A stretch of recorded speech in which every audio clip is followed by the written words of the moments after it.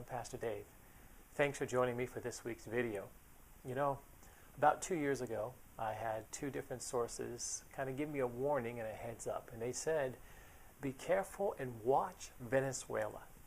Now, I wasn't sure what they meant by that, but their warning was if we did not change the direction we were going, it did not change the things that we were doing, that we could follow down the same path as Venezuela. Now, since then, I've done a couple of radio shows and a couple of blogs on what's happening in Venezuela. The food shortage, it's crazy what it used to be as a country and what it is today. The New York Times just recently did an article, and they did a really good job on this article. They followed a few people around, and they told the story of a few families on what's happening over there. Now, to understand, they are fleeing Venezuela for their own lives because they're starving. They're literally starving in the nation, in the country of Venezuela. So they are fleeing by boat now, and basically what's happening is they're having smugglers that have old rickety fishing boats. I mean, these aren't speed boats, these aren't great boats, these are just old, fishing boats, and they're charging people up to $1,000 a head to get them off of Venezuela and get them to the Caribbean or some of the near coastal areas. And because of the patrols, the police and Border Patrol and the other nations and the other countries, the smugglers don't want to get near land. So imagine, being put into a boat, being crowded into it, too many people in the boat, and sailing for a few hours, getting to the coast where you can just kind of see the land. It's at night, maybe daybreak is coming, and you can just barely see the land, and you're told to jump in the water. And hopefully you'll make it to the land that you see. Hopefully you'll make it to shore. And if you get caught by Border Patrol or by the authorities, then it's on you. You pay $1,000 for that. But why would people do that? Because of how severe the conditions are, the economic conditions in Venezuela. And we need to understand what's happening. The number of people who are leaving there is incredible. They have over 1,000 people in the last few months, they're saying, that just left there. They are.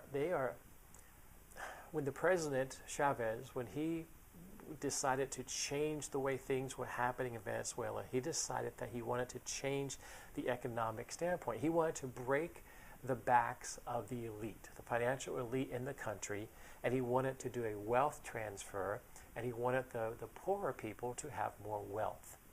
Sound familiar? He wanted the 1% to pay more, and he wanted to distribute the wealth, and that caused the country to go into chaos. I mean, Venezuela used to be a very rich country because of oil production. Gas down there, if you lived there, gas was like 6 cents a gallon because it was subsidized by the country. And now people can't even get food. When you look at over 150,000 Venezuelans who have fled the country in the last year alone, that's more than the entire last decade combined. 150,000 citizens leaving the country. Hundreds of Venezuelans. They go to grocery stores and they stand in grocery stores. They stand in lines of grocery stores for hours just hoping that food would be delivered. No guarantee. The New York Times article had a picture of a woman in a grocery store with empty shelves, and she's trying to feed her family. One man said, it's better for me to say goodbye to my son at the airport than to say goodbye to him in the cemetery. Because if they stay in Venezuela, they will literally starve to death. And these people who have good jobs, these are good people. These are mothers and fathers and families. And they have good jobs. One 30-year-old man who was enlisted in the article, they was talking about him being an engineer. And he was, for a while, doing well in Venezuela. And now he went to Brazil, which is a place where a lot of Venezuelans are going. He went to Brazil, and he went from being an engineer in Venezuela to being a cashier at a grocery store, making $400 a month in Brazil. But at least he can eat and survive. And you have professionals, you have attorneys who are waiting tables and checking out people at stores. You have women who are unfortunately are turning to prostitution. You have people, Venezuelans, begging in the street for change. That hasn't happened before. This is areas they used to go on vacation. Now they're going there and just trying to survive and trying to just have enough food to feed their families. The IMF, the International Money Fund in Europe, came out and they said that the inflation rate in Venezuela this year was going to be 500%. Now, let's just think about that. If you went out and bought your milk and your eggs and your bread, whatever you paid for that, imagine it being, 5 times that. Now, they're saying, the IMF is saying, that's this year. Next year, they anticipate the inflation rate in Venezuela to be 1,600%, 1,600%. That's just, how do you do that? There's a black market happening now in Venezuela for things like corn flour. Cornmeal is just it's a staple to the diet there, and you can't get it. People can't have that. That's why they're starving.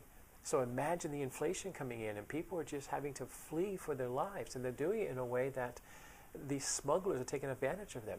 They're charging people $1,000 a head. Now, if you're in America, $1,000, maybe you don't have access to that. Maybe you do. But in a short period of time, you could probably find it or get it, especially if your life was on the line. Well, $1,000 to the average worker in Venezuela is 5 years' worth of income. Now, the median income in America is between $48,000 and $50,000. So let's say a smuggler would charge you $250,000 to get you out of America and to take you to an island and dump you off a quarter mile out in the water. Would you be able to come up with that kind of money? And that's what they're asking. So what people are doing in Venezuela is they're going to the smugglers and they're asking for loans. So will you smuggle me out of the country in your fishing boat, and I will pay you, but I need to borrow the money from you, and they're putting their houses up for collateral. So if you look in Venezuela, the streets are dotted with empty homes because they're being lost in foreclosure, they're being lost in debt, they're being lost to smugglers. That's the despair that's happening in Venezuela. I'm not sure many people understand what's happening in that nation today. And I go back to a couple years ago to where some sources who I trust warned me, saying, watch Venezuela, because if we don't make some changes, we're heading down that path. These boats that take people, sometimes they don't make it to shore. Sometimes they vanish at sea. But people still get in them because they're desperate. So living in America, we just have a warning. So the video this week is to kind of draw your attention to what's happening in that country.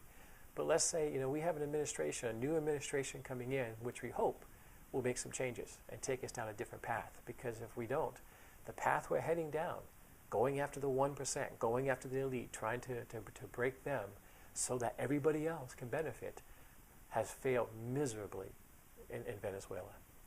Anyhow, that's the nugget for this week. I hope you enjoyed that. I hope it gave you some things to think about and check into it, do some research, because it's a tragic situation. And just, by the grace of God, we're in America and not in Venezuela. Have a great week. God bless you.